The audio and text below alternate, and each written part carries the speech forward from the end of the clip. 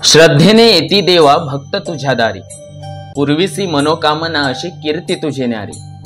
सोहळ्यांचे रंगत तुझीच किमिया सारी, रावळी घडविसी आम्हा पंढरीची वारी, पंढरीची वारी।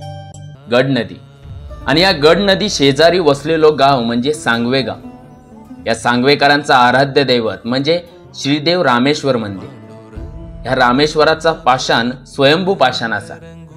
थैसरच असलेल्या एका कोसमाच्या झाडाखाली हा पाषाण त्यांका सापडला। अजून एक जुनी कथा खूप प्रचलित असा, जी मंदिराच्या पुजाऱ्यांजवळून माझ्या कानावर पडली।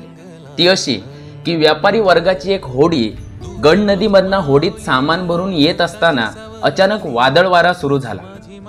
बोटीत असणारो इसम खूप घाबरलो आणि भगवंताचो धावो करूक लागलो। त्याका समोर एक पेटताना दिवो दिसलो।